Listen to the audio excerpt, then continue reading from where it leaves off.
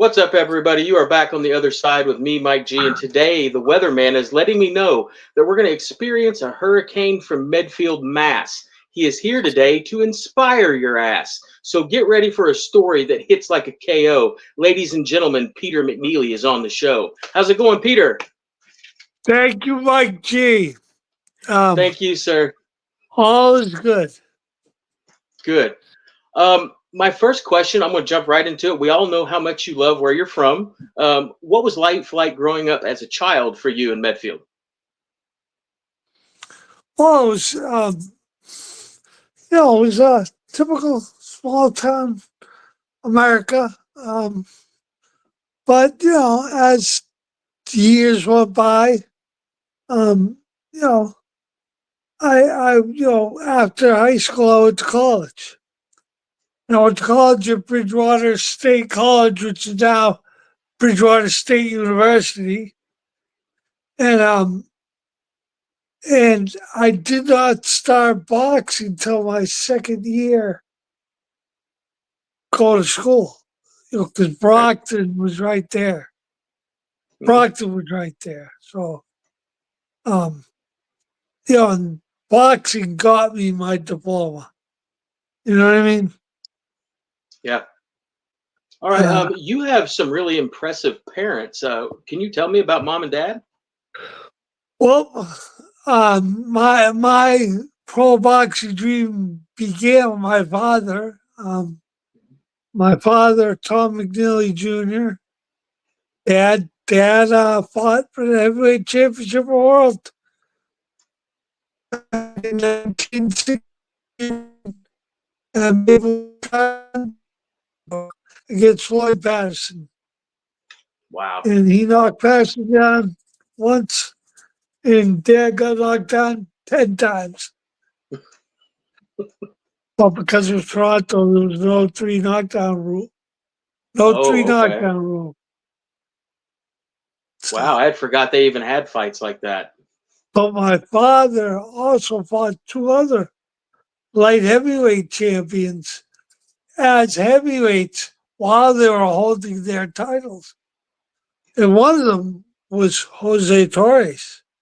Okay. So Yeah. dad fought both Tustamano proteges then, and then I fought Mike Tyson, who was Hmm. Customano. Right. You know, um, everything's all connected. Yeah. It Wacky always and is, man. highly unusual sport. The wacky, weird, and highly unusual sport of boxing. Definitely. When did you realize that professional boxing was going to be your future? Um, well, I mean, I dreamed of it since I found my dad on the cover of Sports Illustrated in Ring magazine. Um, but you know, it was levels of you know. I was very lucky to have gotten to. I was sparring at the Petronelli Gym in Brockton, where Marlo Smarthager fought out of Mhm. his whole career. Yeah. So um, uh, I walked in that gym. My father took me there because my father knew them. We'd already we'd already met Marvin a few times, when we were younger. Um, Hmm. so, but sparring up there, you're gonna get an education. Yeah. Yeah, it's every night was a real fight. It was crazy. Every night I've heard was a some real fight. stories. And but no, that's real amateur and pro boxing. Yeah. You know, Uh, um, Between August 91 but and April 95, you went 36-1, which is roughly 9 fights per year. Why did you fight so often? I had 37 fights in 44 months. And That's that's nuts. old school. That's old school boxing. And it didn't matter. Like, you know, by the time I had my pro debut, I mean, everything with the timing was, we were lucky. But Hmm. my Vinny did that whole thing. Vinny Vecchione was my promoter, manager, coach. He was a whole, he was a whole, I'm not saying that there weren't other team members along the way, Right. but I mean, he was a real fight guy, a real old school fight guy. Hmm. You know, um, they don't make him like Vinny Vecchione anymore. No, they They don't, don't make sir. him. Um, How did hey, how? they don't make him Yeah, like my father anymore. that's true.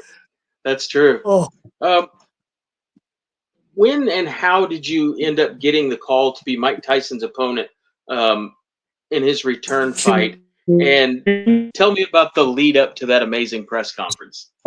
well, see, like the whole, it just, I mean, at one point, I was 24-0. You know what I mean? I don't care what weight you are, especially as a heavyweight, but people are going to notice. Hmm. You know, you know.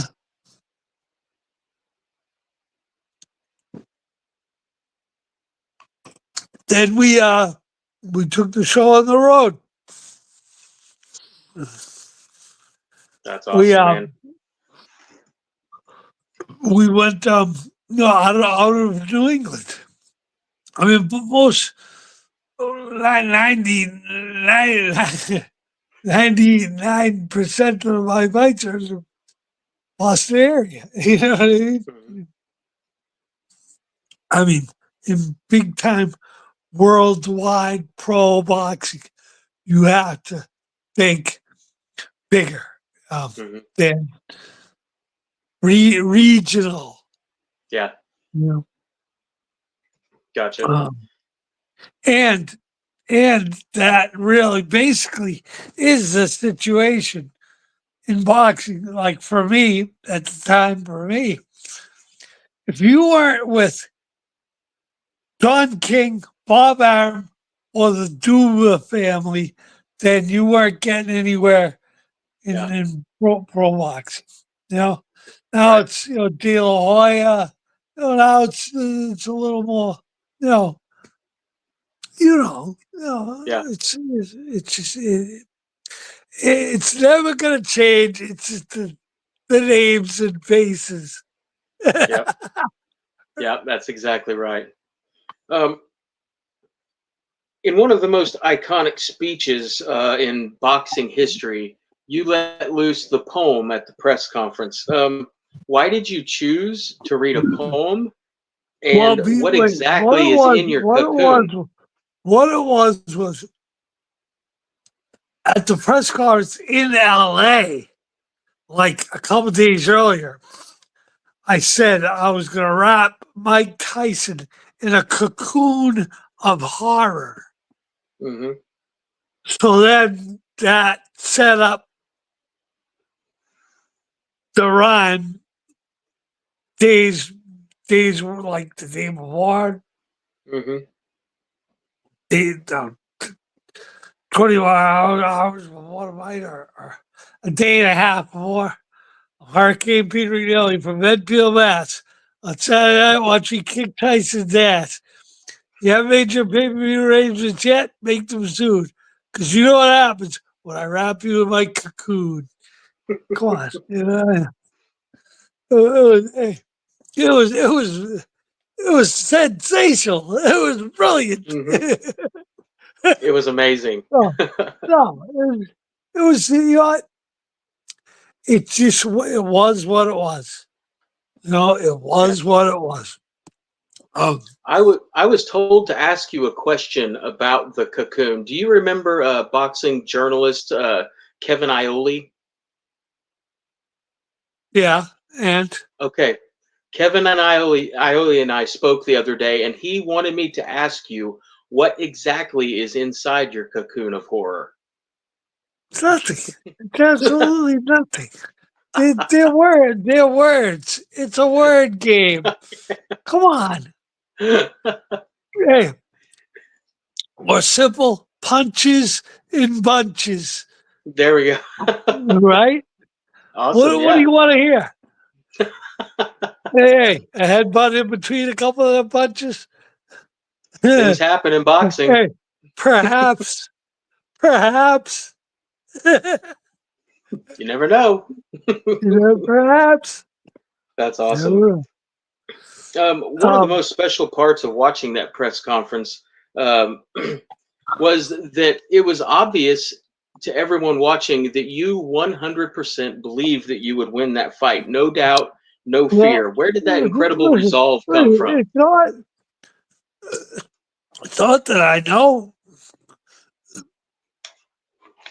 but I'm gonna fucking try. You know, it's simple. Hey, come on, it's no big secret. I had 25 first round knockouts. So it didn't matter who it was, I'm coming at you. It Yeah, didn't matter. no fear. You know, It was obvious, and, man. and you know, get it and like to me it was this. Get get get it over with as quick as possible. So the less punishment I take, Yeah, which not only head, but you know, your whole body. yeah, yeah. I mean, it was eh, I was just like people don't know like the days that I'm waking up in Redfield on my own, you know, fucking getting out there running and then getting to Brockton or Whitman that evening, you know, and and and basically fight, you know. Hmm.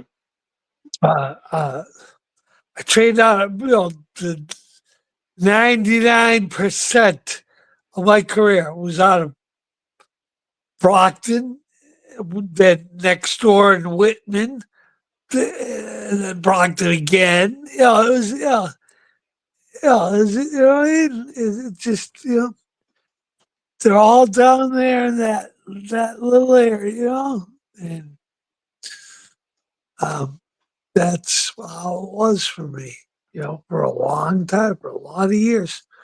And Right. then I was blessed when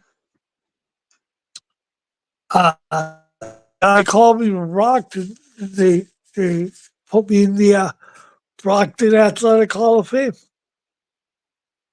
a couple years ago. Hmm. At a ceremony at a restaurant in right there in downtown Brockton. Uh, you know, like I did it because I wanted to be like my father. You know what I mean? Hmm. You don't try to do these other things. You know what I mean? Right. Yeah. Hey, I did because I wanted to be like my father. You know? That's awesome. That's how it all started. You know? All right.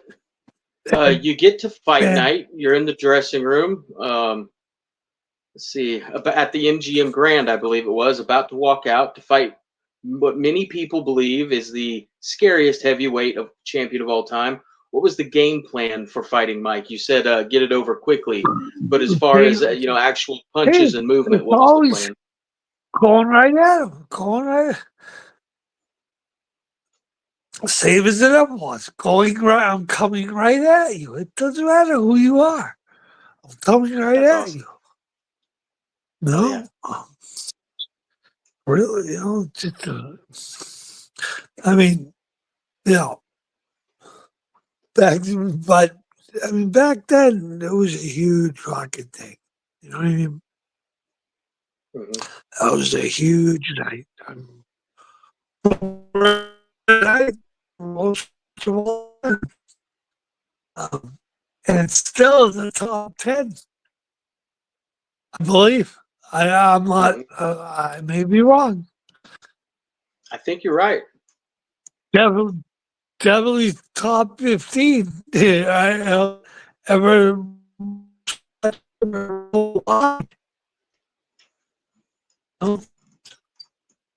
but, um, and it was a good time. It was a good time. I boxed with a lot of good guys. Sometimes one spot, spot with the years, thousands of rounds. Danny Conway, Danny Conway, a week ago. Um, you know, people, people know what is.